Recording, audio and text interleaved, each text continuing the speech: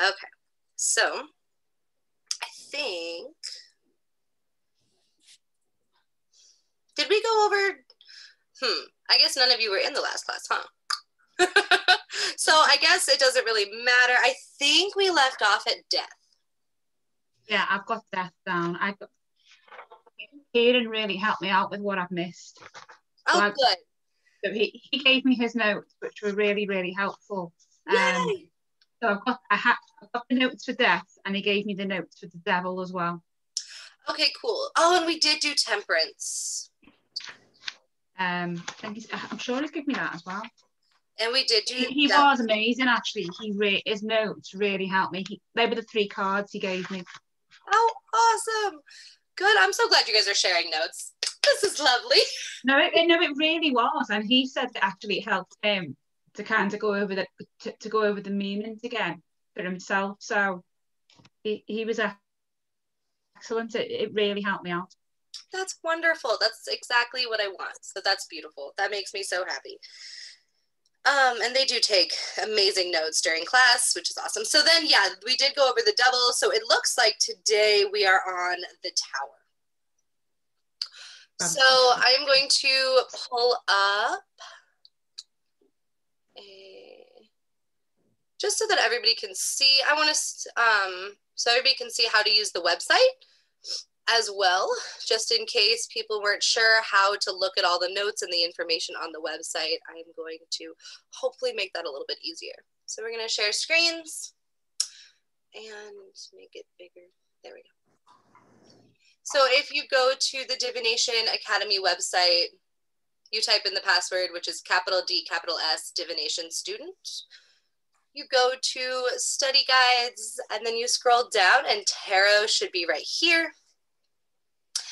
And you can see all of our fun notes about tarot, as well as there are new slideshows added in a couple of the sections that go over a lot of the major arcana as well. So, but today we are going to use the astrology one so that everybody can see astrology. So this is the astrology section on the website. It gives you the example, it goes over the Fool, and it also goes over a few of the major arcanas as well, but the full definitions are not in there. I'm adding them to the website. They are in the slideshow though. I'm working on it. So, but the important parts that I want you to have for now, we are going to kind of scroll back and forth between this picture and these pictures so that you can, because so we are talking about the astrology, the tropical astrology behind the major arcana cards. And for that, and to fully conceptualize that, you need the astrological sign, the element, as well as the planet that the astrological sign rules over. So today we are going over the tower. And the tower is represented by Mars, Scorpio, Pluto, and Aries.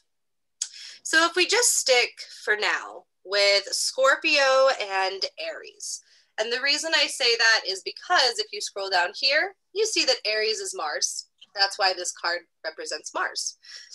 And if you scroll down a little bit more, you will see that Scorpio is Pluto. And that's why this card represents Pluto. So the tower. The tower is really the card, which I think is funny. There are so many common misconceptions about tarot in general. And usually when people in media or in wherever tarot is represented, usually people are really scared or worried or depict the cards like the devil and like death. Or even sometimes you'll see the 3 of Cups because usually it's shown as somebody's heart getting stabbed with knives. So those are usually the cards that people misrepresent in media and also talk about how scary they are. For those of you who have taken the class on the death card is not scary. It just means rebirth and transformation. And so usually those are the cards you get. This card, however, is the card you should be scared of. If you get this card in one of your readings, it does symbolize that the structure and foundation of your life, the things that keep you stable, the things that keep you consistent, the things that help to support a routine in your life, all of that crumbles beneath you. And that is when this card is right side up. So when this card is right side up, all of that is crumbling beneath you. If any of you have a tarot deck and you can look at the tower looks very scary. There's usually like, my tarot deck has a tower that's crumbling and a bunch of people are like committing suicide out the window, and there's fire and like giant birds are coming to like rip the people out of the sky who are jumping out of the windows. It's not great. So it is that, yes, the foundation of your life is crumbling and falling apart. And that can mean something different for everybody. This card is very subjective. Everybody has a different foundation that they rely on within their lives. Everybody feels stability differently. Everybody feels consistency and foundation, and all those things are very subjective and different person to person. But yes, so the tower represents a lot of that falling. And the reason that then you have Scorpio. Scorpio is a very interesting astrological sign because you have, of course, it is a very strong water sign. That's why I keep this chart up for you. The elements have a lot to do with what the astrological sign represents. So if you look at this little chart, you will see that Scorpio is water. And for those of you who have taken the previous classes, we know that water is emotion. And so the emotional side of Scorpio is very hidden, is very, they never want to show you how they're feeling. They never want to express their emotions. They usually want to keep it all bottled up inside and use it in a way that benefits them. They always are trying to look for ways that their pain and their emotions and all of that could end up benefiting them. And sometimes that can lead to manipulation. Sometimes Scorpio can be so empathetic with their emotions that they are very able, like they're really able to read people very, very easily, which means that if they can instantly read you, they can instantly manipulate you. Did somebody have a question? No? Okay, sorry. I thought I heard somebody start talking. You can always feel free to stop me and ask questions, just so you know. So yeah, so you have Scorpio's emotions and the way that Scorpio reacts to emotions, which usually, to me, the way that that plays into the tower is that if we keep everything bottled up inside of us, if we always pretend like we're okay, we spend a lot of time not getting close to people because we're really scared to get close to people, which is another Scorpio trait, is being very closed and having a very big wall up, because when you get too close to people, then things become a lot more complicated and you feel a lot more vulnerable. And Scorpio never likes to feel vulnerable. And a lot of those things can lead to the tower crumbling underneath you, because if you don't feel like you have a support system, you don't feel like you have a lot of people are able to get close to you. If they do get close to you, you feel like they don't like you anymore and you've become too vulnerable. It's very easy for you to cut people off. So if you don't feel like you have that strong support system, and you also feel like your emotions are too much and you need to bottle them up inside, and all of that can lead to a lot of the tower and the symbolism behind the tower, which is your stability and foundation crumbling. So yes. If you take our astrology classes, Micah can tell you a lot more about Scorpio in general. We also have a lot of notes about Scorpio on the website, but that was kind of just a very soft overview. If any of you know a lot more about Scorpio, please feel free to share your information. We usually have a few people in here that take the astrology class, so they talk a lot about the astrological symbols, but they're not here today. So then you have Aries. So once again, the Tower, because it is fire and water, so you are just in this very big giant loop of trying to do absolutely everything at once, because that's what Aries does. They are leaders and they're always trying to do absolutely everything. They are always trying to do everything for everyone. They always seem to have a to-do list that's 1,000,000 miles long. They always want to be out there experiencing life and be adventurous and accomplish goals. And so you have this extreme fire, one of probably the most potent fire signs, mixed with one of the most interesting water signs. And it creates instability. Once again, fire and water don't necessarily complement each other. Mm.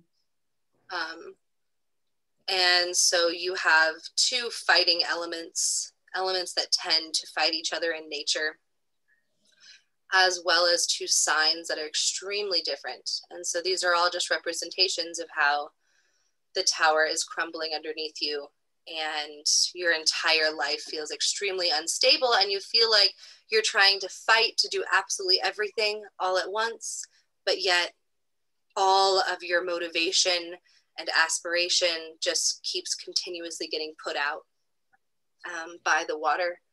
And so you never actually get anywhere or get where you're going, and things start to crumble very quick. You start to burn out, and that is the tower. And upside down, what it symbolizes is that your tower already crumbled. Your tower already fell apart, and now you are working on building it back up. So when the card is upside down, your tower already fell apart, everything fell out of your tower, everything crumbled, and now you're working on putting the pieces back together. Right side up, you are in the process of your tower crumbling. If that makes sense. And then of course you have Mars and Pluto, which are also planets with all this extreme energy, very opposite energy as well, and they fight each other, and it is just a very, very conflicting, contradictory card that shows off the instability that exists within your life. Sounds pleasant. Oh yes. The tower is so fun. Yeah. Oh yes. Okay. So does anybody have any questions about the tower before we move on to the next one? And of course, this website as well as the slideshows have more detailed explanations if you want like an entire page. It exists on the website, but I gave you the brief overview. Alex, you know last week when you said that you put that PowerPoint up of all of the cards? Yes. Whereabouts is it on the website? Because I was trying to find it earlier and I couldn't get hold of it. Okay, so I'm going to show you. So thank you. I got it to Tiggy. Tiggy puts the things that I create onto the website. Yeah. Tiggy has not. I talked to him today. I guess he has not actually put it up yet. I finished it and gave it to Tiggy, so my work is done. Okay. But no, so at the bottom right here, it's going to be its own button. Got it. It's going to be its own button, and either that or under tarot class presentations, it'll have its own button here. And it'll say all tarot cards described. Got it. Thank you. Yes. And Tiggy said that he is working on the giant list that I sent him today. So you are a taskmaster. I know. I go through spurts where I'll stay up till like 4 o'clock in the morning and send Tiggy like 900 things to post on the website. I'm like, sorry, I had motivation for like 4 hours. Let's go. And then it died. No, I get it. That's fine. Thank you. Of course, yes, no problem. So, there we go. Also, for those of you, I don't know if you have had the classes about the elements, but if you have not, then all the elements are described inside here too. For you, Hannah, what would you prefer to be called? What name works best? I go by Hannah mainly. Okay, cool. Awesome. Thank you. Okay, so then we have the stars. So the stars is our next major arcana card. The stars is a much happier card. So for the stars, you have just Aries, and of course Mars, because Mars rules over Aries. So the stars are about motivation, goals. Okay, so the best kind of analogy for it is that they are wishes. You make wishes on stars. But it's not necessarily just as simple as a wish. It is a wish that you have put time and energy and motivation and inspiration and goal setting and all of that into. These are very well-planned wishes. So when the stars comes up, it says that it depends on where it shows up in the reading, but it is talking about that you have set a lot of goals and huge aspirations and wishes for the future. And if the card comes up right side up, then the immediate wishes or dreams or goals that you asked about in the question of your reading, if it comes up right side up, you are on the path to those wishes coming true. So whatever you are doing right now in life is going to lead you down a path where you accomplish all of those goals and wishes and dreams that you asked about. So it doesn't mean all your wishes are going to come true. It means the specific thing that you asked about in the reading is going to come true. If it's a goal and if it's a wish and if it's something that you're going towards, or sometimes, like, let's say you didn't ask a question, then, or your question had nothing to do with a goal or a wish or a desire or a dream, then it would be the cards surrounding it will help to determine what that wish or goal or dream or whatever was. So it can be a very easy, self-explanatory card. Right side up, the things that you asked about, the things that you're working towards, you're on the path to them coming true. Upside down, you are not on the path to them coming true. A common misconception about the stars is that when it's upside down, that means that those are not goals that would bring you happiness or joy. That is not true.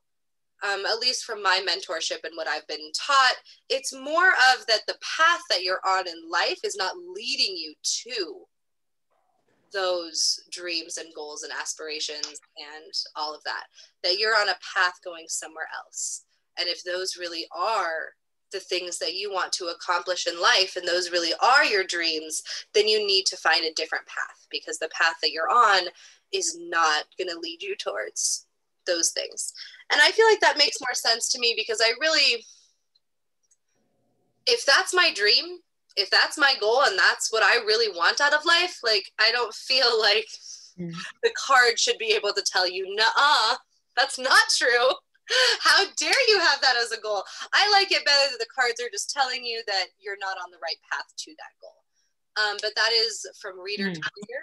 It depends on the reader. It depends on what country they learn this from, what culture they learn tarot from, because as we know, there are multiple cultures all over the world that practice tarot, and so it depends. But those are the two variants of the stars. So right side up, you are on the right path to accomplishing your goals and wishes. Upside down, you are not on the right path to accomplishing your goals and wishes. And so I'm going to ask you, for those of you, maybe you do you know a lot about Aries, and why this card? Why do you think it would represent Aries? And if you don't know a lot about Aries, look at where Aries falls on the elemental chart. And if you know anything about fire, what do you think that Aries would symbolize, if Aries is kind of the epitome of fire?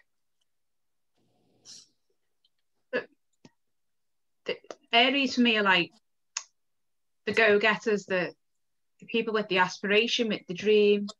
Once they have that in mind, they're focused about what it is that they're wanting to do. So for me, I can see where the star would tie in with that, because it's your ultimate aspiration, something that you're trying to manifest for yourself.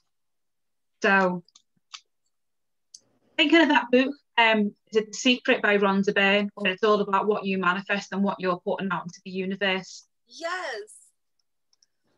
So it's kind of thinking about it like that, which for me, with Aries, people that I know, they seem to have that in abundance, that when they're in that right frame of mind, they can achieve anything, really.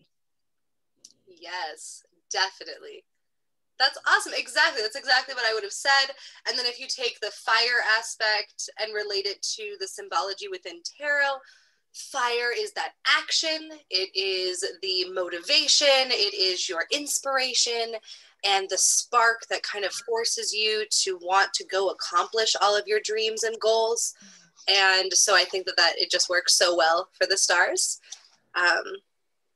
The stars is a very easy card to read. And I always like it when the stars come up at the end of a reading, because it kind of brings everything into full circle and lets somebody know that even if things are really difficult and really hard right now, that they're on the path to making all their dreams come true. And that's always a really nice way to end a reading, rather than like the Tower or something.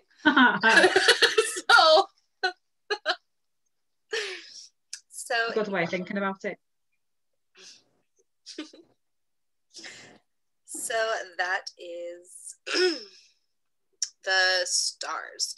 And okay, so also the one thing I forgot to mention. So in some forms of tarot, especially Strega tarot. So for anybody who's ever looked into Strega tarot, there are definitely a couple things that they do differently. I've mentioned this before, whereas in Strega tarot, which by the way is an ancient form of tarot card reading from Italy, they are said to have created the Rider-Waite deck. In Strega tarot, it says that the world is represented by like 6 different astrological signs to cover every single element, whereas Middle Eastern tarot, and in the Middle East is where all tarot began. That is where the Minor Arcana were written. The Middle East is what came up with the numerology behind tarot and all of that, and the elemental meanings of tarot all stem from Egypt and the Middle East. So in Middle Eastern tarot, it does not. It represents closer to what would be called Sagittarius, and kind of the representation of Sagittarius.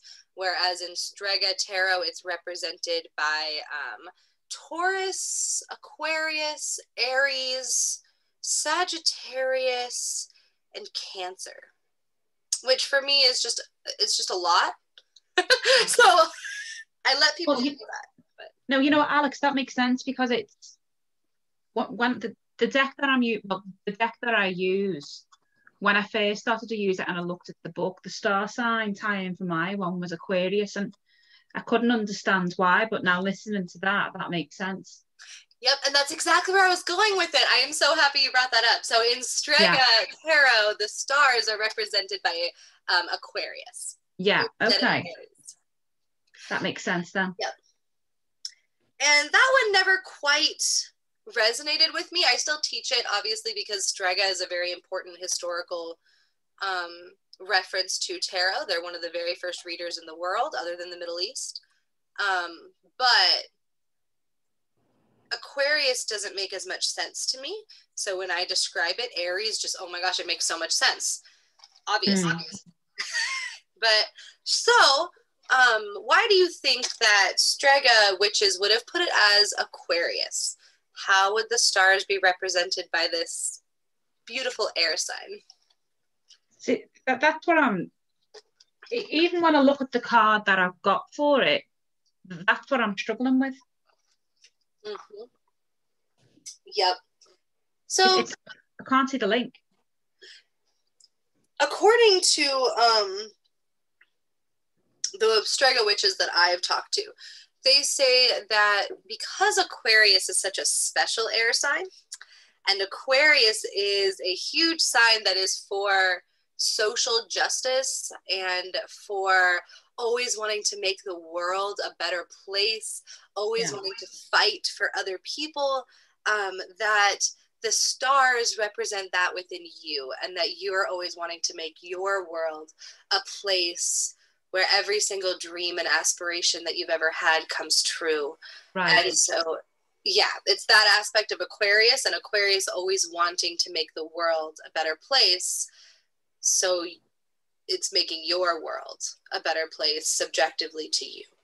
Now that makes sense, because on my card's all about Pandora's box. Oh, that's so pretty. I like that card. So that's what it comes out as, and it's when I first started reading it, it's like what you were saying. It was all about kind of it links in with aspiration and achievement, but one of the links on there said like humanitarianism, which is that where you're linking into Aquarius, really, isn't it? That's what it's about. Now that makes sense. Yes. So yeah, it can be Aries or Aquarius, depending on Aries if you are going for the more traditional Middle Eastern reading, which is what I teach.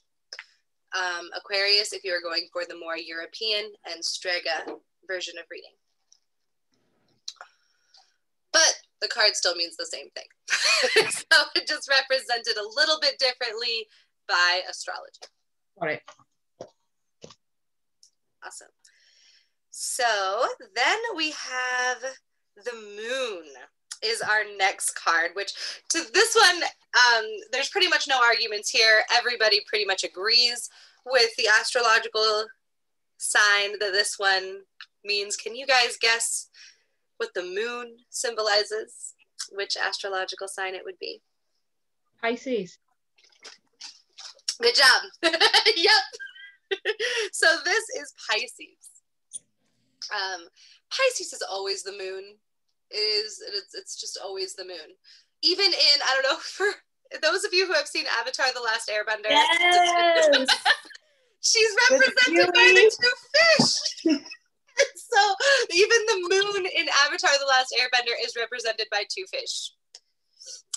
And so you have, which is very Cancer as well, but you also have very Pisces vibes in there as well. So it is, yes, I love Avatar: The Last Airbender. You'll notice in my slideshows that there are lots of videos from Avatar: The Last Airbender. They describe the elements so well. It's beautiful. That's also a great show. It is. And Uncle Iroh describes like how all the elements go together so well. Beautiful. This cat is desperate to come to class. It is. It's so cute. So the moon. So the moon represents the phases of life that exist within us. They go by many different names. It can just be child, adult, and senior. It can be maiden, mother, crone, if that is a symbol that you identify with. I always try to bring up too, because I've heard so much scrutiny of the maiden, mother, crone, solely for the part of that it sounds very feminine. Number one, why do we have to hate things that sound feminine? Number two, the word mother. That of course, to get to a new stage in life, it is not talking about how you must give birth to a baby to be able to move past a child phase of life. It is talking about the fact that once you reach a certain phase in your life, you are now able to take care of yourself and others. So it's more of a mother figure.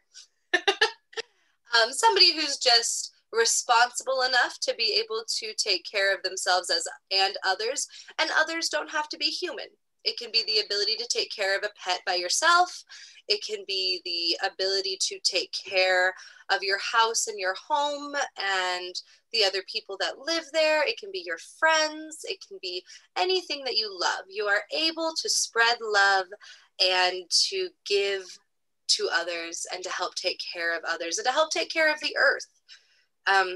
Children, a lot of times when you are a child, you don't quite understand how to take care of others, how to take care of the earth, how to take care of water, how to take care of pets, how to take care of your friends. You don't quite understand that yet. Or even getting to the age where you can take care of your parents. Things like that. So it's not necessarily you must give birth. It's being able to care for others or care for another entity. So that is what the moon symbolizes. It is the phases that we go through in life. And right side up, you are in a transition period.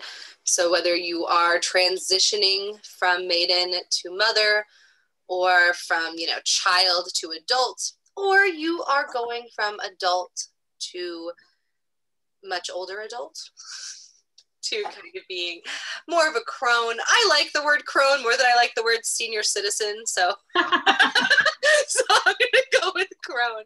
But whatever you want to be called as an old person. It has such negative connotations when you think of the word crone. You think of all of them, like them really awful Disney type of images of like the mother figure in Snow White and things like that. It's not a word that you see positively, is it at all? It's not, which is so sad because yeah, we're all gonna get there. Yeah, true. It's inevitable. I mean, unless you're not lucky enough to get there, but hopefully we're all gonna get there. Mm.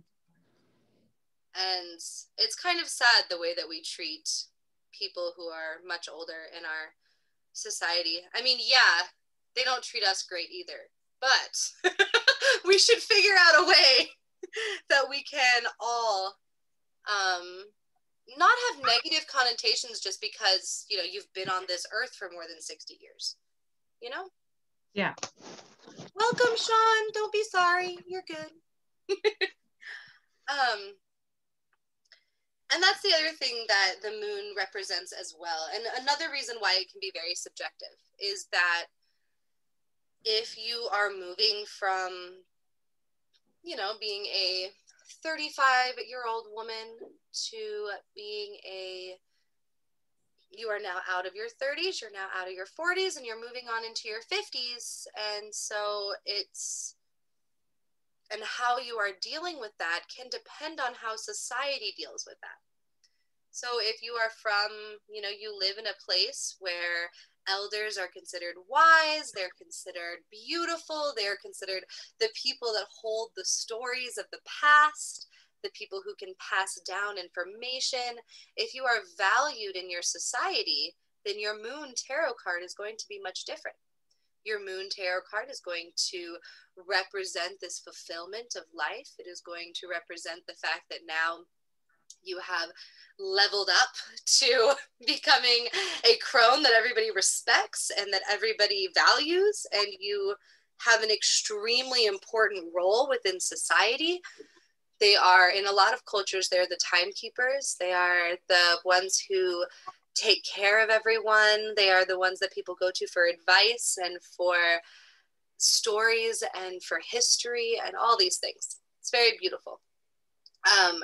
Then yeah, your moon card is going to be very different. Rather than, you know, if you live in a lot of places in the US, or I'm sure probably certain parts of the UK are like this too. I don't know. I like to think other parts of Europe might be better. But anyway, where society values you, not your value goes down once you hit 65.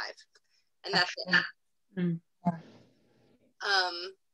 You are seen as a burden. You are seen as somebody who doesn't know as much as the young kids, somebody who's very politically incorrect, somebody who's rude and probably racist and probably sexist and probably all these things, and you're initially and immediately judged, meaning your moon card is going to be much different, because now you have to spend a lot of your life trying to prove that you aren't these things that people automatically judge you as. And that sucks. That's really sad that we view people who are older like that.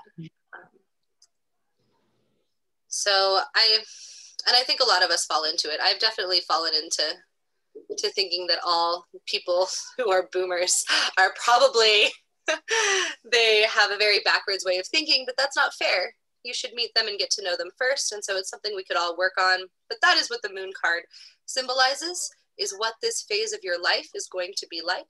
Right side up, it is going to be filled with a lot of fulfillment. It is going to, and even if you are going from child to mother, this is another phase too. You know, if you are going from 16 and 15 years old to 21 and 22, or even all the way through your 30s, you know, all the way through there. Some people are still mothers in their 40s and 50s as well. It just depends on you and when you kind of transition into each phase. But right side up, it is going to be very easy. You are very happy about changing phases. You feel very solid in the fact that you are changing phases. You are doing everything that you feel like you should be doing. You are accomplishing the goals that you set for yourself by that age. So if your goals when you were 16 were to grow up and become a doctor, you're on that path and you are doing great on that path. And you really feel like the transition is going well. Upside down, it is a lot of what I described before, where you are scared. You don't want to move into the next phase. People with upside down moon cards can sometimes be pointed out. If you are 45 and you still shop in the junior section at the mall, you probably need to move on a little bit. Embrace the transition.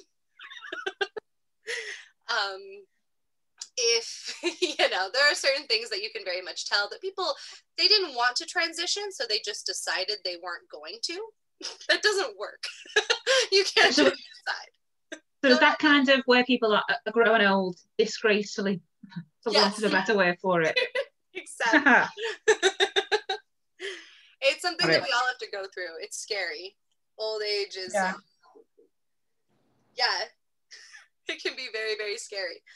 But as we all know, trying to halt the transition won't work. So that's what the upside down moon is trying to tell you in your reading, is that halting the transition won't work. You are going to transition. You are going to turn 55. You just are.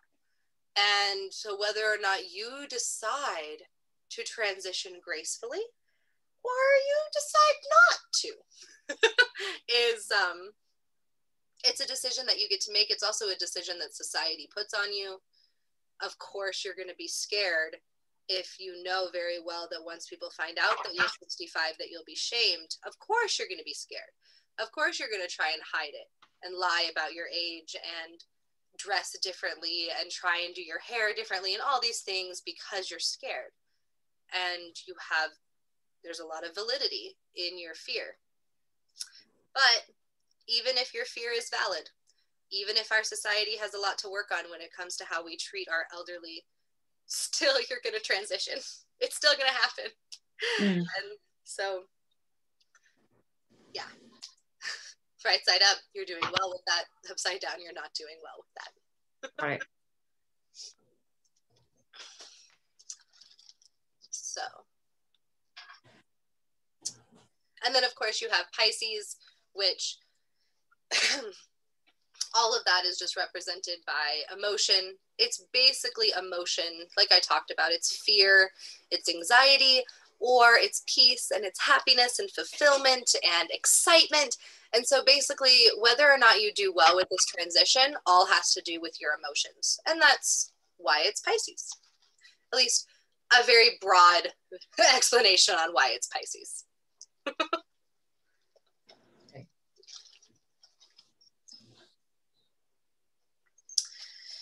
Okay, so what time is it? Cool, awesome. So the next one is the sun, which is Leo and Aries. And if you guys want to talk about why it's Leo and Aries really quick, I'll be right back. I have to go to the bathroom, as always. Right. Well, we all know why it's a Leo for sure. Yeah, I didn't know it was Air. I knew it was Leo, but I didn't know that it was Aries as well. I guess it's just to double up the fire because it's Yeah. the sun. But it makes it a bit more potent, really, if you've got both signs on the same card. For sure. Right.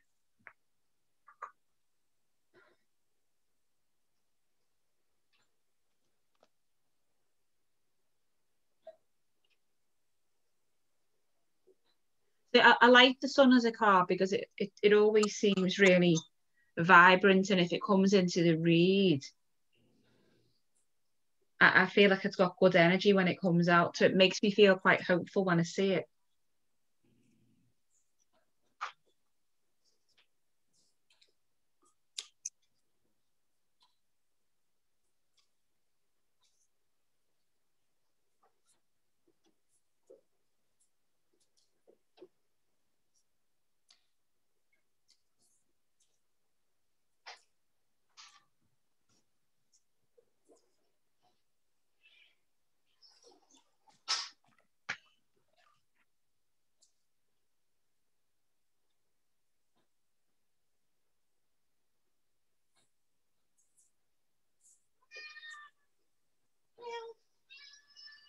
You have food. You have food.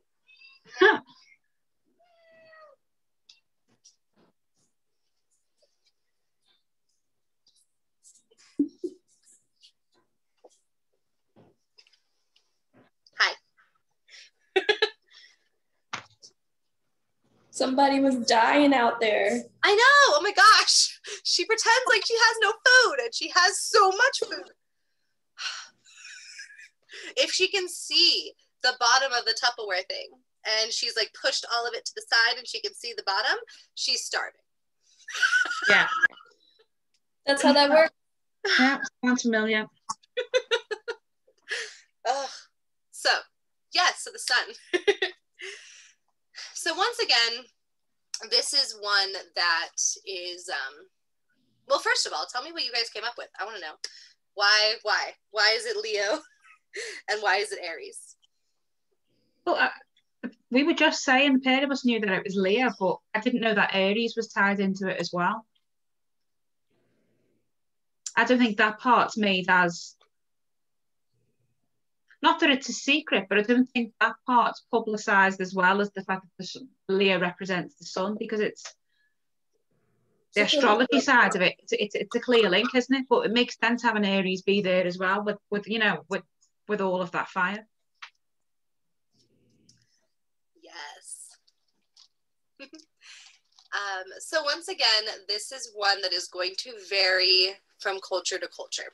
So in traditional Strega witchcraft, it is represented by Aries and Leo, which tends to be what I teach a lot. I've also told other students, though, that just Leo is fine. That is the Middle Eastern representation of it. Totally cool, which, as we know, the Middle Eastern representation came first before the Strega one. So either one is fine. I'm pretty sure I told Sarah a long time ago when I was teaching her that it was just Leo because, you know, I was just teaching the Middle Eastern astrology, and so that's just what I taught. But I also feel now, especially because we use the Rider-Waite deck so often, that describing, and we use decks that are built off of the Rider-Waite deck so often as well, that describing the culture that made and created those decks is important. So the sun is represented by Leo or by Aries and Leo. And the sun is most, I don't know, a simple phrase for it is the light at the end of the tunnel. That you have been working extremely hard. Things have been very difficult. You have really been pursuing something. That's where all the fire and the action comes from. So remember that whenever you see a card and it is fire and it is represented solely and only by fire, you know that it's all about motivation and action and inspiration and doing something. This card, any card that's represented by fire, you have to actively be doing something. A card that's represented by air, you could just be sitting and doing nothing at all because you're just thinking. But fire, you actually have to do something. And so the sun is all of that work that you've put in, all of that work and that effort and all the motivation that you had and the inspiration that you took from other things, the spark that helped you to light and ignite those flames inside of you, it is now coming to fruition. And like you can see the fruits of your labor. You can see the beautiful light at the end of the tunnel. You can see where all of your hard work and dedication has led you. You can finally see the end result. And so the sun is very important because as humans, usually, which is actually one of the problems that I'm having with the academy in general, but usually as humans, we don't set off to do something just for the sake of knowledge or just for the sake of doing something productive because it makes us feel good. We usually want an end goal. We are going to college to get the degree, to get the job. We have a set of goals in mind. You do not spend $200,000 on your biology degree because you really like cells. Usually you do it so that you can become a doctor or so that you can, somehow pursue that degree or that passion in a form that will make you feel like you have accomplished something, that you started something, you finished it, and you accomplished it. And so the sun is a big representation of that you completed the series of tasks, the series of action, the motivation, all those things that were needed to get to the end goal that you wanted. And the light is at the end of the tunnel. You can see it and you are almost there. And it is kind of like, for those of you who did the Minor Arcana with me, you can see the 6. You can see it. The 6 is in view and the sun is the 6. And the sun, well, the sun is a representation of being able to see the 6. So you can see the accomplishment, you can see how excited and celebratory you're going to be and how beautiful it looks in the distance. And now you have a set place to walk. Whereas before you might have, had a theoretical idea of what the end result would be.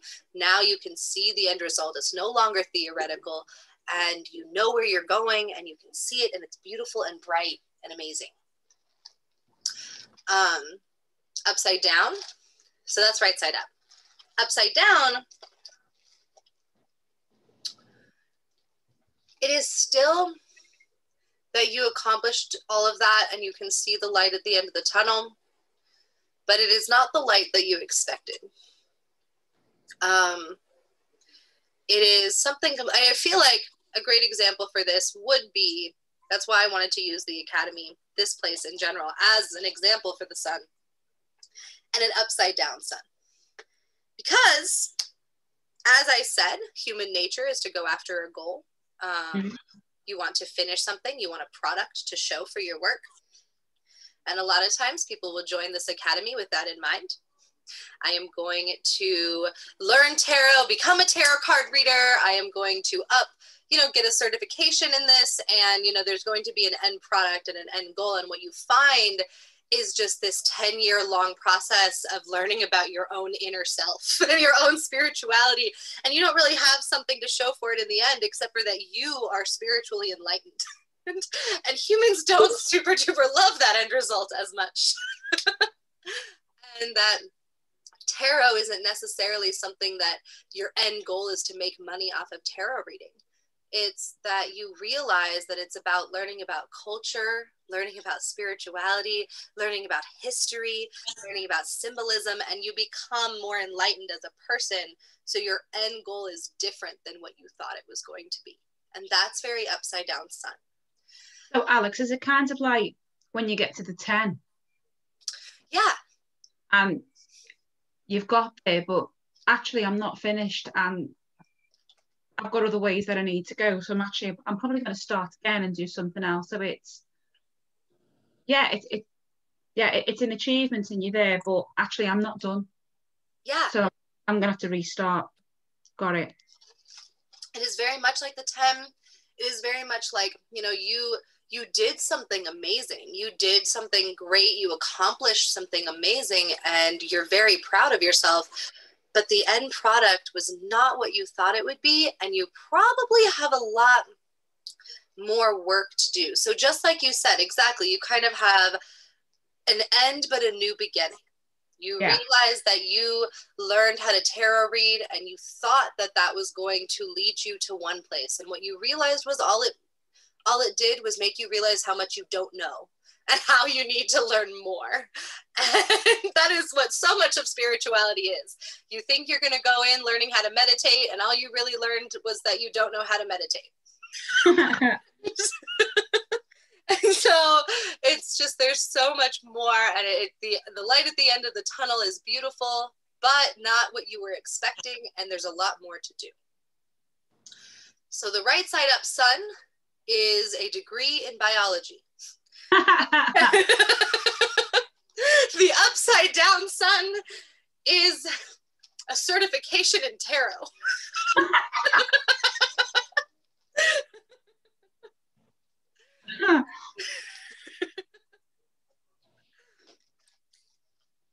You know what? I get it completely. That feels very much like my life at this point in time. I get it. Awesome. Yes. It is. That's how it is. It is. It really is. It's funny.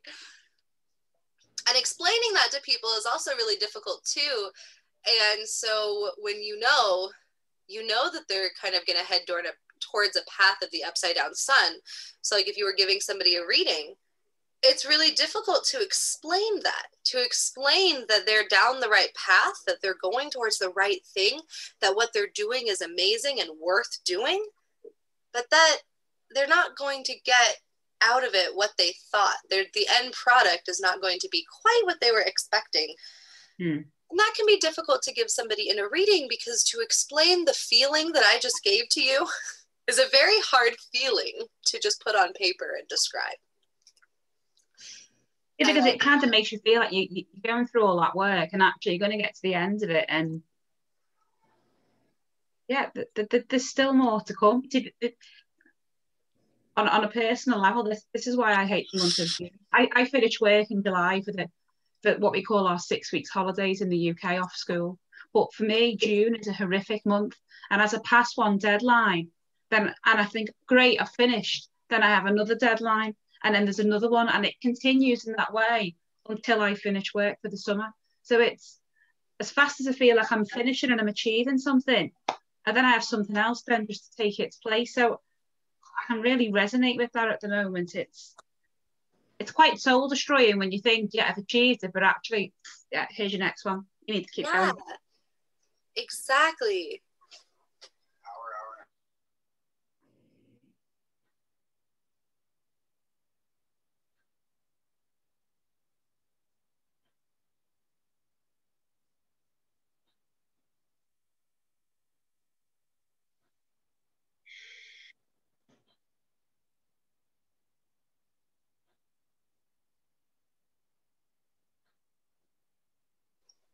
Okay. So yes. Okay. So that is the sun. And yes, the way that you described it, Laura, was perfect. That's exactly what it feels like sometimes with the upside down sun. Yeah. That even though you're making all these amazing accomplishments, there's still so much more. Yeah. Fortunately. Yeah. I feel that way too. I just need to start my own business. It's bloody hard going when you think, it feels like treading water. Yeah, it really does, because I'll get so excited that I have finished so much. I'll be like, look, I finished all of this on the website and everything's organized, and look at all the updates I made. And it's like, but Alex, you still have 10 people to reply to that you haven't responded to. No, it's bloody hard going. It really is.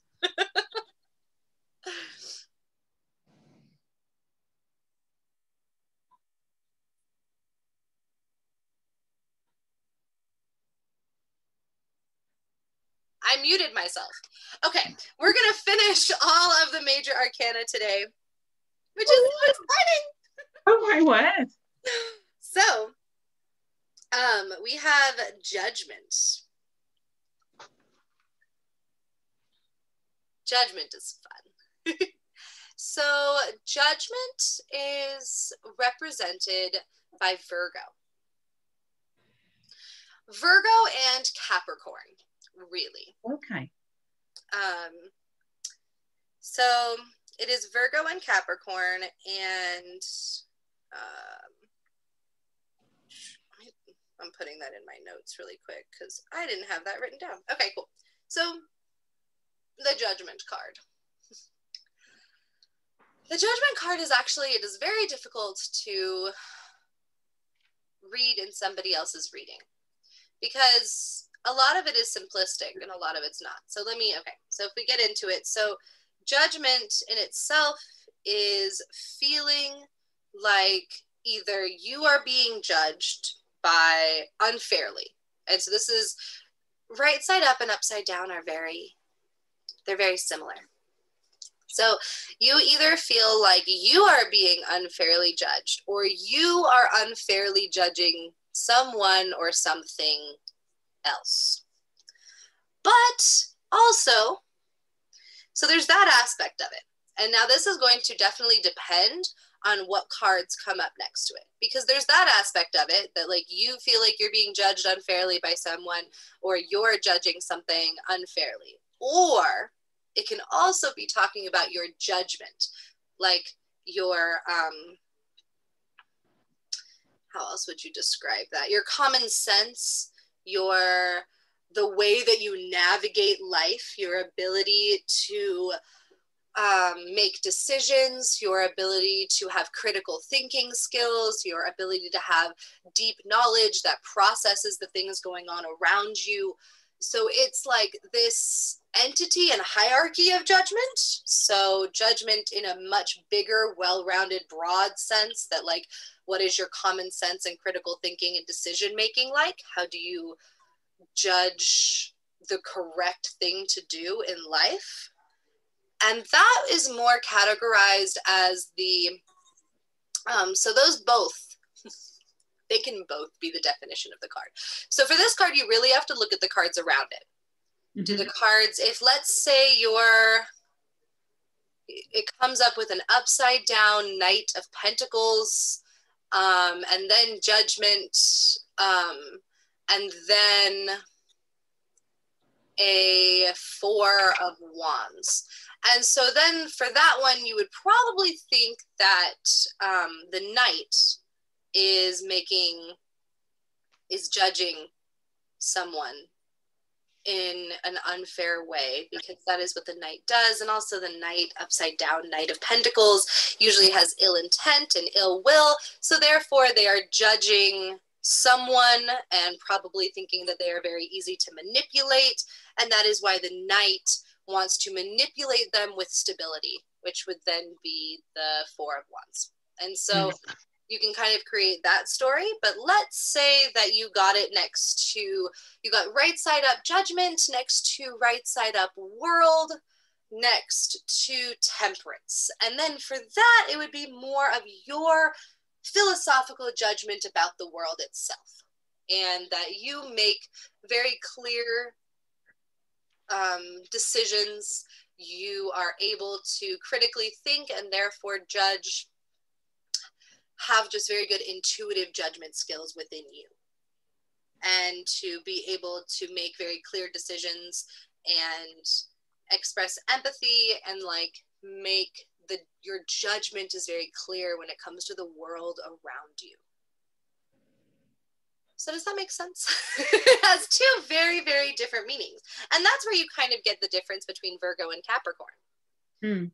Where Virgo is going to be that aspect of the world around you and being able to critically think and make decisions, whereas Capricorn is going to be a little bit more of the earthly judgment that all of us feel anyway, when you judge a person just by seeing them, when you judge a house, when you judge a car, when you judge little things inside your life, when you judge a school, a building, a job, anything like that. And that's also why it's earth, because no matter what you're doing with this card, You are interacting with the world around you, and that's what Earth is. It is interacting with the physical world. And so when it comes to judgment, even if it's critical thinking and being able to have good decision-making skills and to judge your the situation that you're in and to be able to deal with that, you're still interacting with the world around you, making it very Earth. And yeah. So upside down and right side up, it is going to mean very similar things. Upside down, maybe you can be depicted as a little bit more negative. So if the card is showing up upside down, maybe your judgment skills aren't awesome. Your critical thinking, your decision making, all of that is not as great as you think it is. It's just not, you're not very good at common sense. Right side up, maybe you're a little bit better at it. Or upside down, maybe you're judging things more negatively. You are seeing things through more of a pessimistic lens. Whereas right side up, maybe you're seeing things in a more optimistic lens.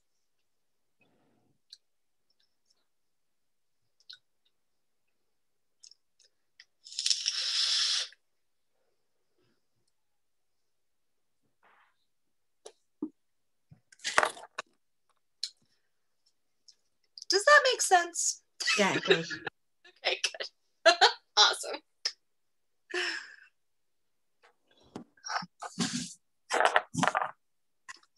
Wonderful. Okay, so that is judgment. And then, yeah, I explained how, the world around you can be more depicted by Virgo, whereas more individualistic earthly items, people, things, jobs, cars, houses, all of that is a little bit more represented by Capricorn.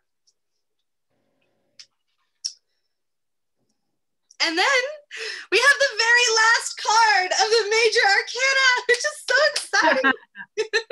Awesome. So the very last card is the World.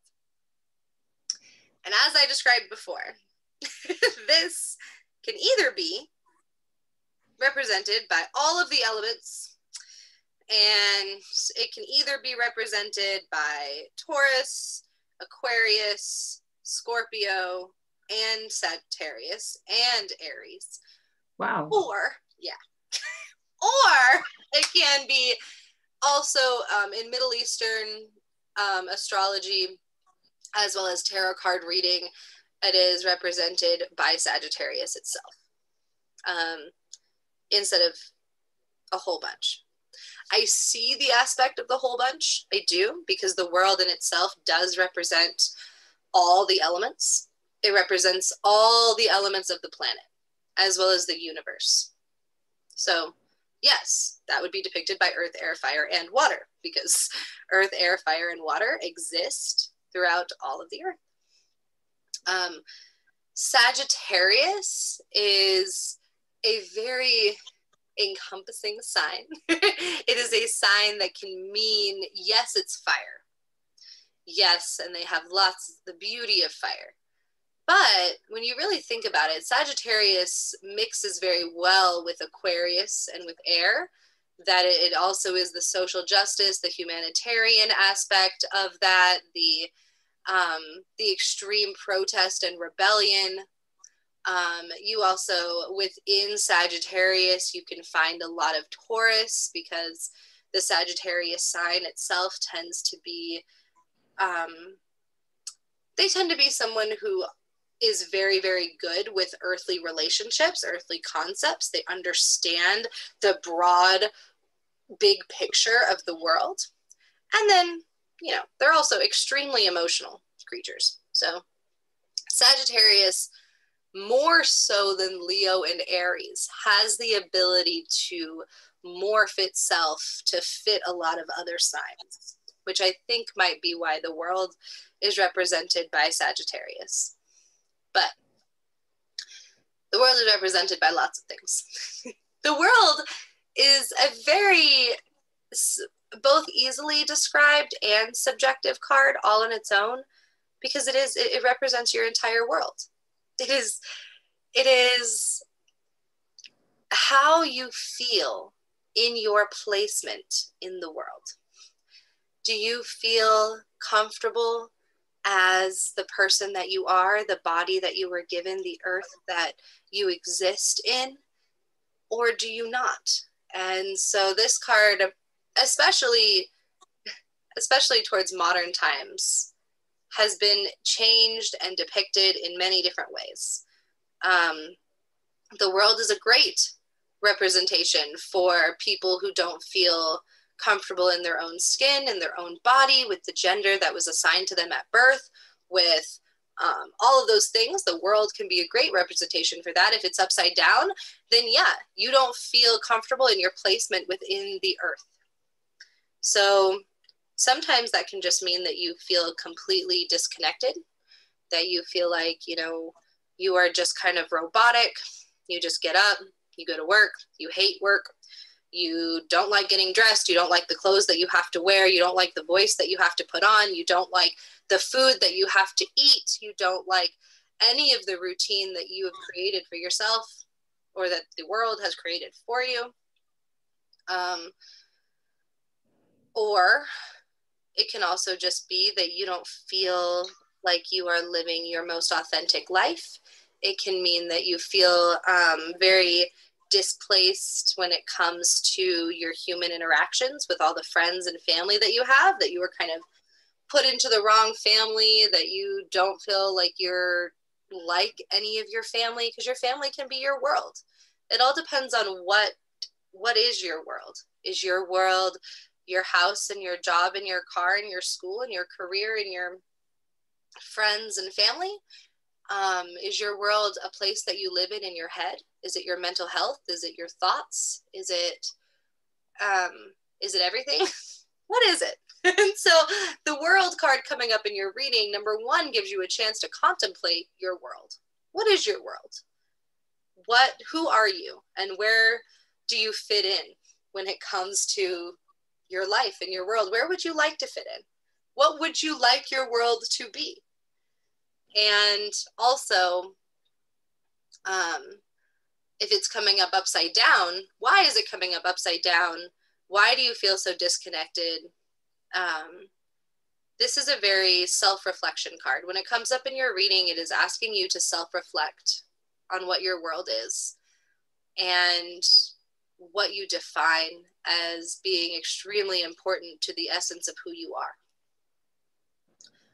And when it's upside down, you probably feel like your world is upside down, like you are extremely disoriented and disconnected, and you don't really understand what you're doing here, and you don't feel like you fit this persona and box that other people have put you into, and you really want to change your place in the world and change who you are, and or change the way that other people see you, or any of those things. Or when it comes up right side up, maybe you feel very solid in your idea of who you are and what the world around you is, and it's just asking you to think more critically about that and why you feel so good about your place in the world and in the universe.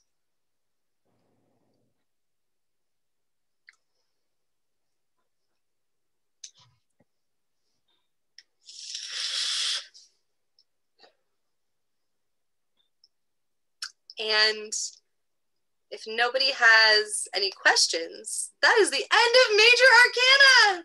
That's not the end of class, don't leave. But that is the end of Major Arcana. Yay! Yeah. Alex, on that one again, that's how you've explained that again is, I mean, it's just really interesting. It's just nothing like it all when you initially read about the card. I know. It's really annoying when you think about it, because you have people who, you know, like when I first literally started, I would read all the books to gather meanings, and then what you think it means is actually nothing connected to it at all. It's not, and it's really sad too, because a lot of times because spirituality in itself, especially pagan spiritualities, They are so subjective anyway. It's like, you know, there is no wrong way to meditate. And that is completely true. There is no wrong way to be spiritual. And because that's the idea, and we're not Christianity, we don't have a book that you can just go to and be like, see, God says. So because we don't have any of that, a lot of times people just think that that means that everything is correct.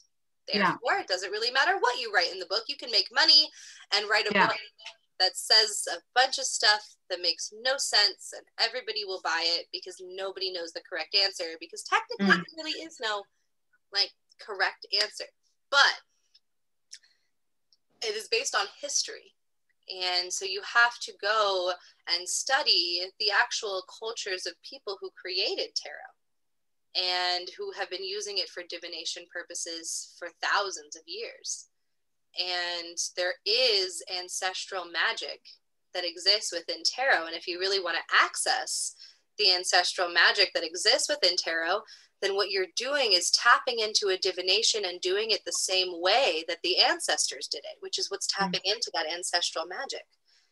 And if you don't do that, then yeah, you're reading some pretty cards with some stuff an author wrote, but you're not really tapping into ancestral magic or anything like that.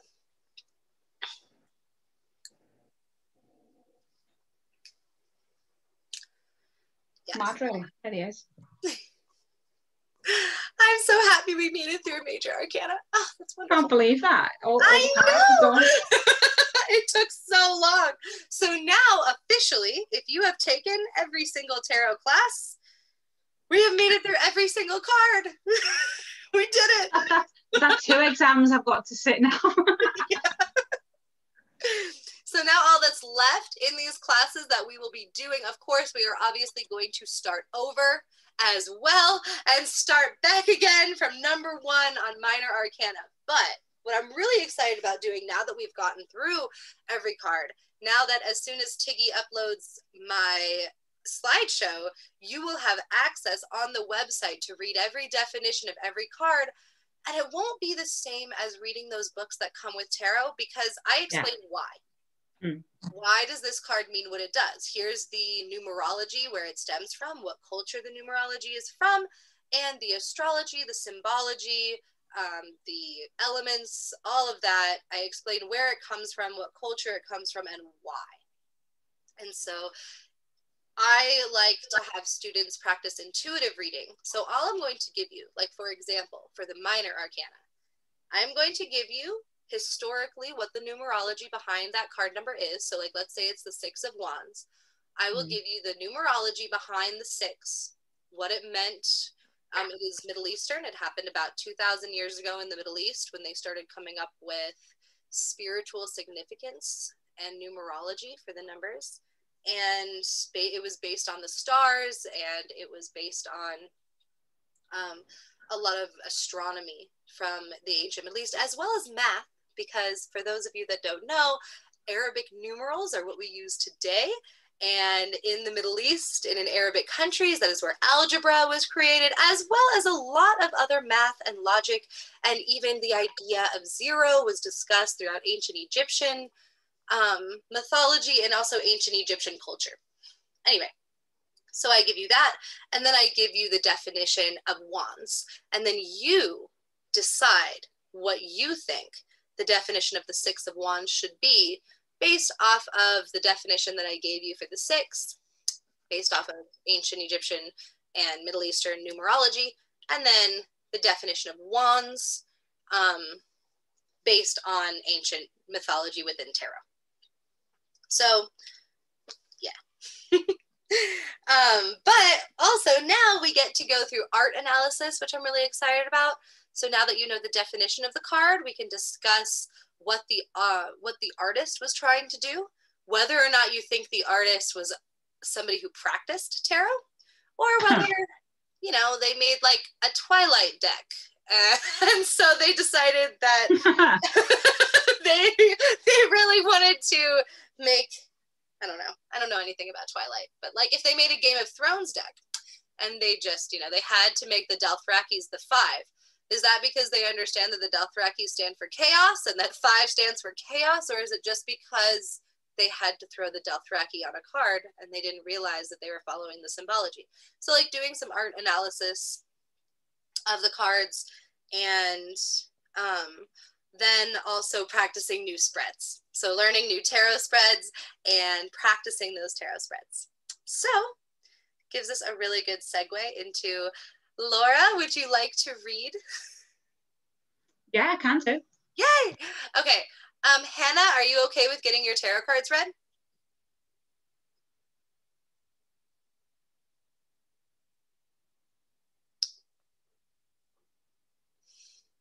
Maybe.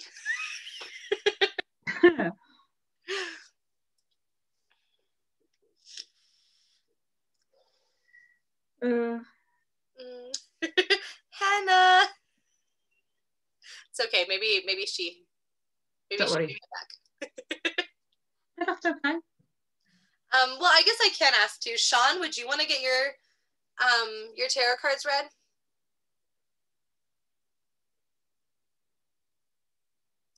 Hi, Hannah. I stepped away from the phone for a second. Oh no, that's totally okay. I was gonna ask you, are you okay with having your tarot cards read? Sure. I'm gonna be reading from the little tiny book though, so. Oh no, it's okay. Somebody else is gonna read you. Oh, okay. Yeah, if that's okay with you. Do you feel comfortable with that? Yeah, I'm fine. Okay, awesome. Do you have your own tarot deck? I do. Yay! Okay, so I'm gonna explain to you how to do it. So let me pull up my whiteboard really quick. So, new share, whiteboard. Okay. I have to write on this thing with my fingers, so excuse the horrible handwriting. So, I have to pop my phone Laura, up. Laura is going to give you a tarot card reading. And how we do this is because tarot cards work with energy transference, it doesn't really work just to have Laura touch the cards and Laura read the cards, because then Laura's reading Laura. Laura's not reading you. So instead, I'm going to have you draw the cards, put them in front of you, and tell Laura which cards you drew, and then Laura will read the cards that you drew. Does that make sense? Yes. Awesome. So we're going to do a 3-card spread. So you're going to draw 3 cards, and then you're going to draw 2 or 3 more. I would suggest, oops, how do I make that go away? Undo. Okay, I would suggest drawing 3 more. Okay, my screen is right now. So you're gonna draw 3 more. This is my lovely drawing. So this card, the first one represents your past and present. This card represents your present and near future. This card will represent your far future. And then this card will give you more information about your past and present. This one will give you more detailed information about your past or your present and future. And then this one will give you more information about your far future. You read this one first, this one second, this one third, this one fourth. Oh my goodness. Wow. Okay, that's a 4. Yeah. 1 5th, and this one's 6th. So, that is, and Laura has already done this before, so she knows what she's doing. But does that make sense for you, Hannah? Yes. Awesome. Yay. Okay. So you 2 start. I have to pee again. I don't know what's wrong with me. I'll be right back again.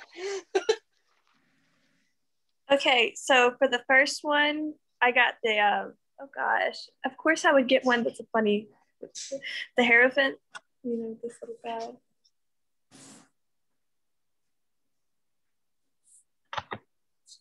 The second card, I got the 7 of Coins.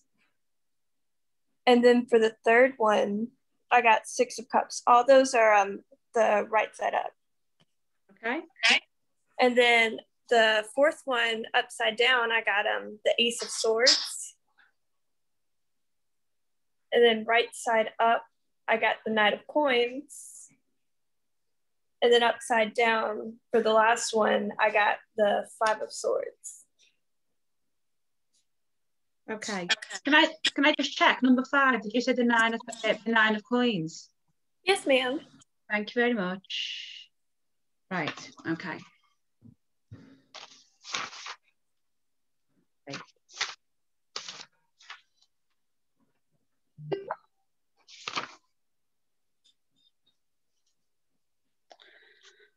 Right. Been a few weeks since I've done this, so I'm hoping it's okay. Well, this is my first time having somebody else read for me. Okay. So this is good. Right, I'm just going through my notes then. Won't be long. Okay, so your first card was the Hierophant, which is your past and present card. Just having a look.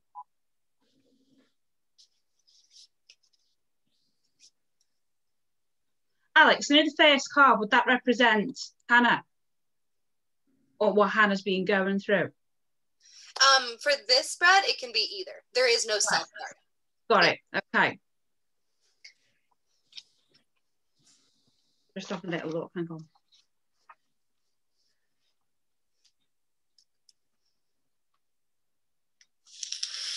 Okay, so the Hierophant is the first card. So that's a card, but lots of like masculine type energy. This card was in your past and your present, so where you are now. So this card could represent someone who's looking for inner meaning, someone who's gone through quite a bit of emotional pain. It could be someone around you who's been giving you advice about a situation, perhaps, that you've been going through. And looking at the energy of the card, there's Taurian energy there, which for me would be, if I wanted an advice giver, I feel like someone with that type of energy would be a good person to go to, because it's going to be someone around you, or it could be you yourself, that's actually quite grounded. Someone who kind of, I suppose, find their comfort in books, in study, in the words around them, which would make sense with that person being an advice giver. It can be someone connected to you, might have been through a similar situation to what you've been into. It can be a good sounding board if you've had emotional issues or difficulties that you've had to go through.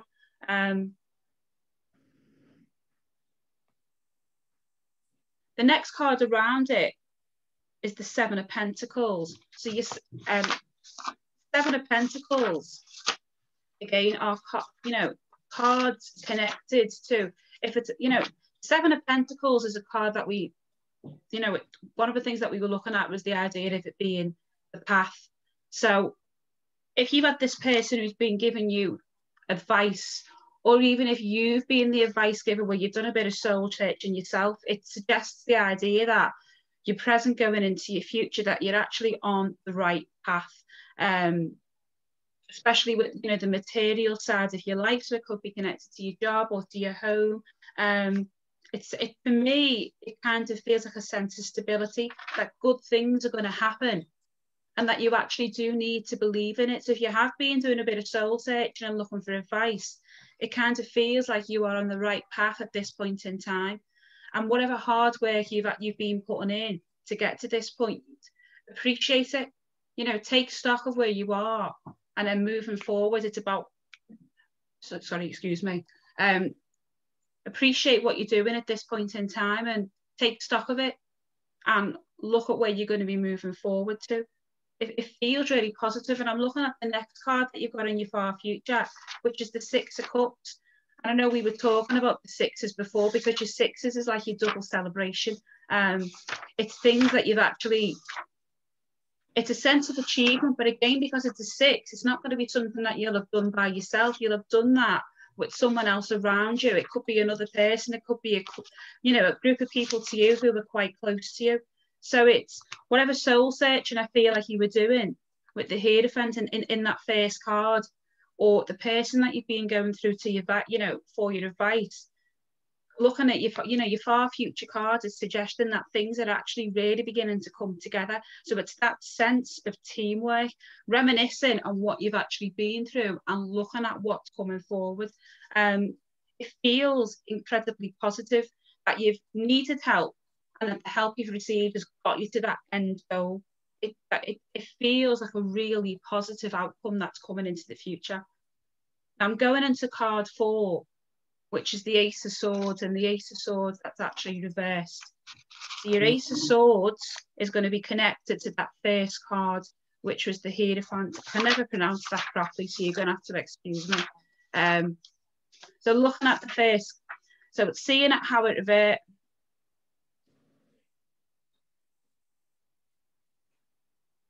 Just looking to see how I'm going to connect it.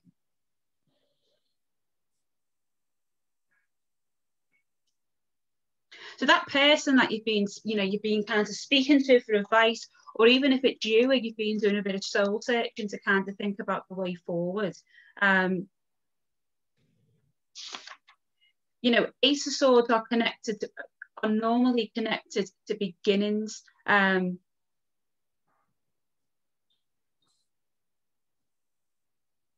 Just looking at it.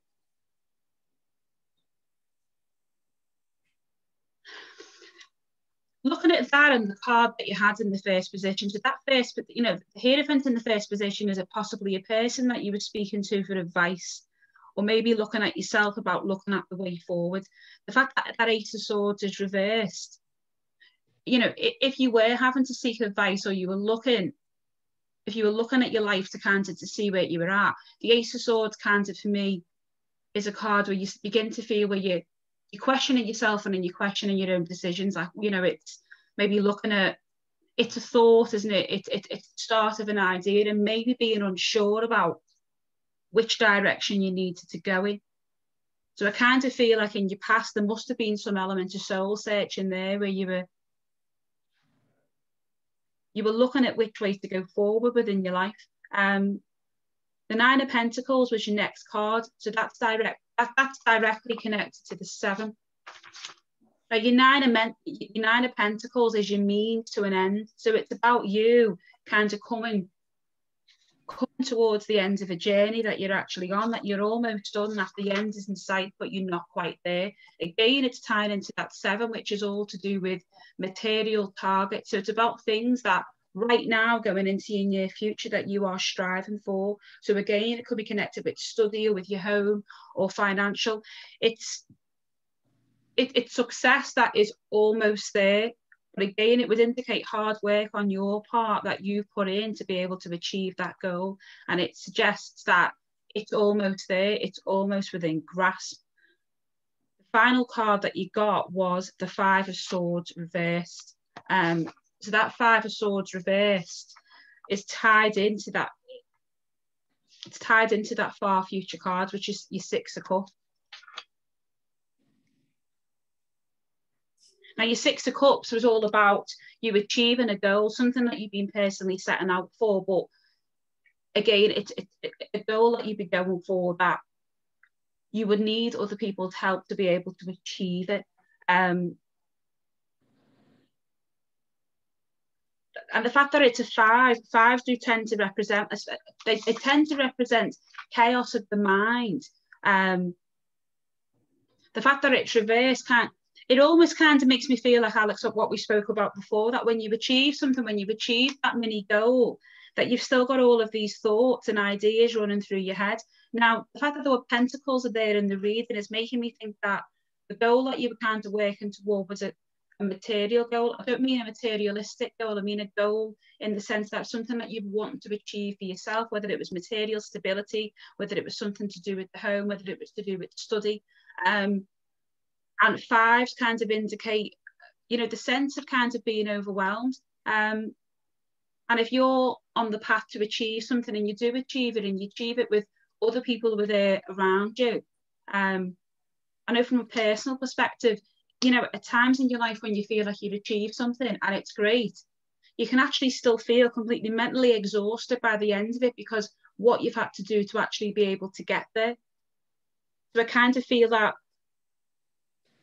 whatever it is, the goal that it is that you're trying to achieve, that goal is there, and it's there for the taking in the future. But almost that you'll need to be able to like, give yourself a time out at the end of it and sit back and reflect upon what it is that you've done. Because it doesn't necessarily feel like the easiest thing in the world, but that you will be there. That Five of Swords there reversed is all about kind of being brave and facing what you've done and process it. Take that time to sit back and to think about what you've actually achieved. Your reading feels really positive. When I looked at it initially, when I seen the Five of Swords reversed as the last card, it did take me a while to kind of think about how I was going to interpret it, but it does feel positive. And the fact that it's there next to that Six of Cups is making me think that, yeah, you've got people around you and you will get there, but take that time to, you know, decompress and think about what you've achieved and, you know, which way you're going to go forward.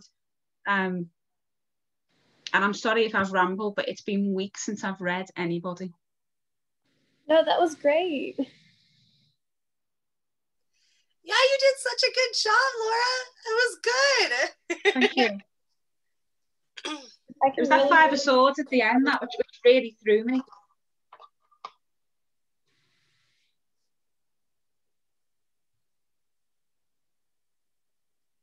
How did it feel for you, Hannah? What did you think? I could really see where that was coming from, honestly. Awesome. Yay. That was really good, Laura. I can tell you're getting a lot more comfortable with each of the cards and with reading them, and that was really good. I know you've been out of practice for a few weeks, but still, that was awesome. Oh, thank you. Yes. So now we, okay, so we are going to start art analysis because everybody has a deck of cards. I think that Sean is just listening today, but Hannah and Laura both have cards and decks themselves. I can even pull out one, but anyway, so I want to start with,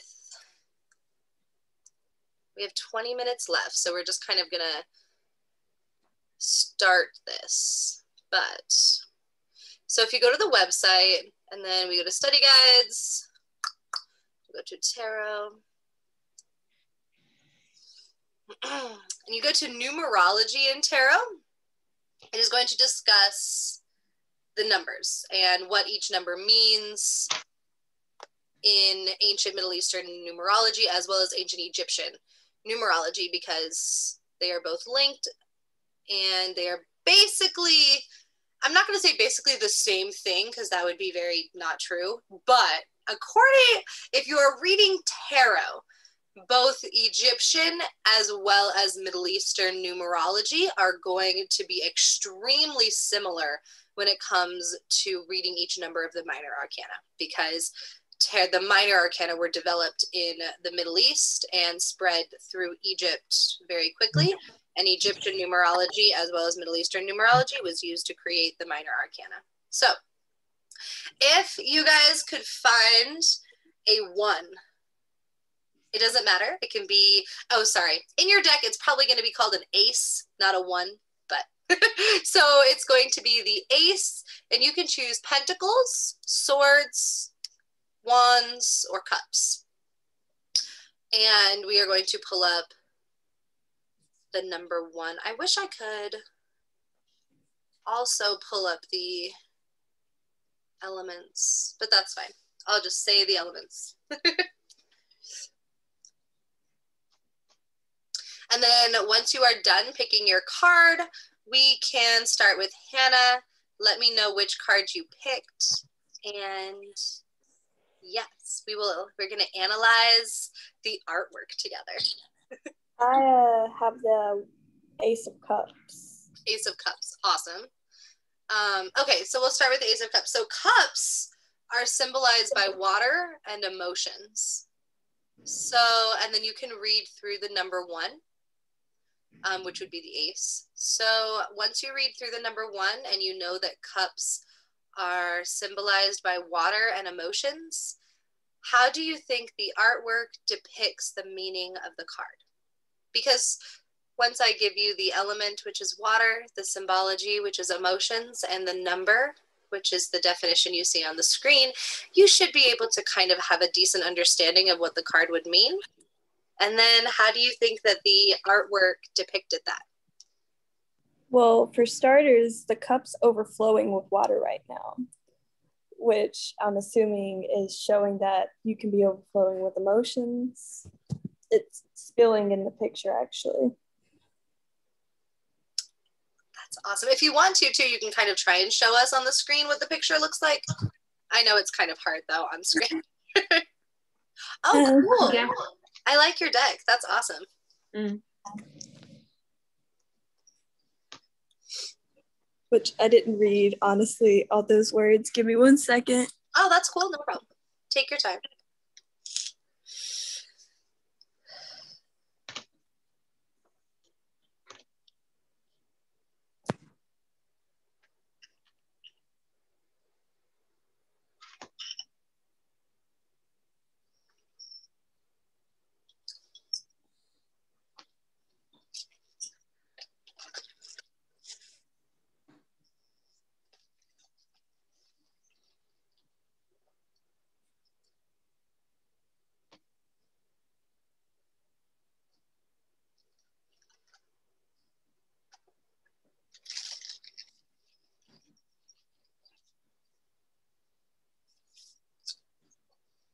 So the upside down wise, it kind of sounds like it's talking about the cup being upside down and everything's, all the emotions, I guess, are spilling out.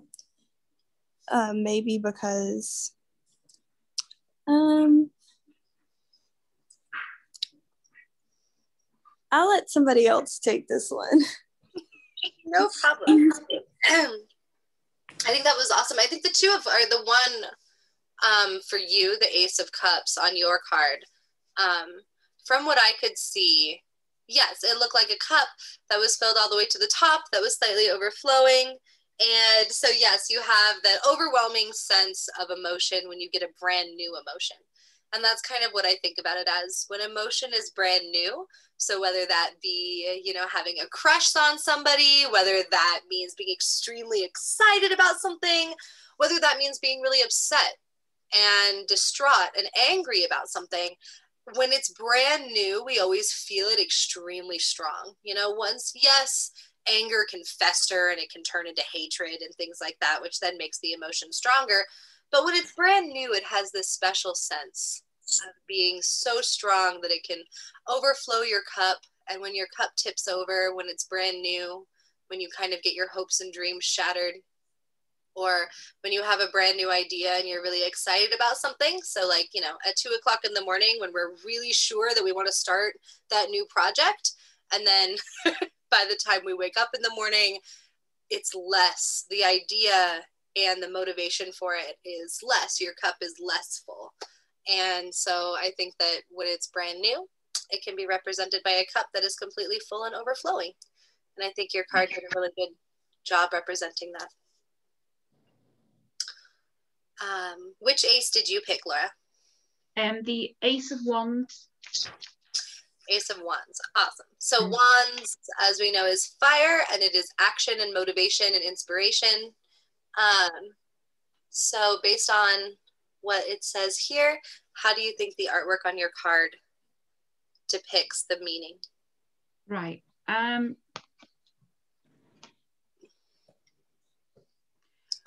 On my card, when I'm looking at it, so I've got the Emperor holding the world. He's wearing the golden fleece, which my cards are Greek, and the Ace of Wands is burning right there in his hand. So if I'm thinking of aces and I'm thinking of wands. So it's, for me, it's the beginning of something that's a really exciting idea. And the picture on my cards is literally showing him holding the world in his hand. So it kind of feels like, for me, like you're almost like your original go-getter card. This person is literally ready to go, like full throttle, really. And I'm looking at the colour as well, because on my card, he's wearing purple, which is Okay. connected to royalty, it's connected to power. This feels like such a powerful card, and that wand there on my card is absolutely fierce and burning away. It feels incredibly positive and powerful. Like, you know, I'm staking the claim. I am literally ready to go. And there's so many symbols in the card there. So it does feel really powerful. Yes, thank you. That was beautiful. I'm actually gonna, let's see if I can do, since showing a card on a screen is so hard. Let's pick, which one did you guys do? Let's pick the Eight of Swords Tarot. It's probably gonna come up with the Rider-Waite deck. I want one that's not the Rider-Waite deck. Let's analyze some different, let's pick a cool one. They never show super cool decks on Google. Here, this is one of my favorite decks. Sweet. Oh, why is the picture so small? Of course. Nope. No, you're not gonna, no. Okay, of course. Fine, fine. Oh. Oh. Don't go to that website. Those are not the correct meanings of the cards. Is there a way to... No. Okay, whatever. It's fine. We'll pick a different one. Here. This one kind of... Okay, let's just... Wow, yeah. Yeah. Cool. So, this one's awesome. So, I think I've seen this deck before. This one's cool. So I really like how this deck, I think, to me, that would look like the ocean in the background. I think it could also be clouds as well. Oh, there we go. We can make it bigger. Okay. Yeah, clouds or water, but probably, I guess, clouds for air. So swords represents air. And as you guys saw, the definition of number one. So it is a brand new idea. It is a brand new outlook on life, a brand new thought, something new to be anxious about, something new to worry about. It is something that is brand new in our minds that we have to think and process. And sometimes that's really exciting, like a new idea about how, you know, we want to accomplish something, or sometimes it is a new thing to be anxious about, a new thing that is causing us stress or anxiety. I really enjoy how this card also puts the moon into it, at least for me. The handles look like two crescent moons, and with the two circles in between, it looks like the phases of the moon as well, which I think is really cool. So it's from full to crescent. I feel like the sword is wearing a crown, which I think is really cool. And it's a good representation of that brand new thing in your life, because usually when something is brand new, like I said, it kind of resonates with us more. Even when we find something new to like be anxious about, it is still resonates more, and it's more at the tip of our mind than the other things that we were anxious about yesterday. And so having that crown be placed on the one and only sword is that this is your brand new thought, a thought that you haven't thought about in a long time, or that you've never thought about before. It is new inspiration, even if it's because swords can be analytical thought. So having that crown be placed on the tip of the sword can be like when something clicks analytically. So when you have been trying to learn algebra for like 5 years and it never clicked, and then finally that aha moment that it actually finally clicks and you finally understand it is very swords. And so having that crown be on the sword makes a lot of sense. Having the light that illuminates the air, because air is thought, so kind of like the light bulb that goes off in your head, having that thought be there. And then upside down, it's also it shows a lot of representation because the crown would fall off. And so seeing that crown fall off, seeing the glow disappear, the glow would then be down instead of up and glowy. It would be kind of, the glow would be falling off the sword. And so I think that's a really good representation of it.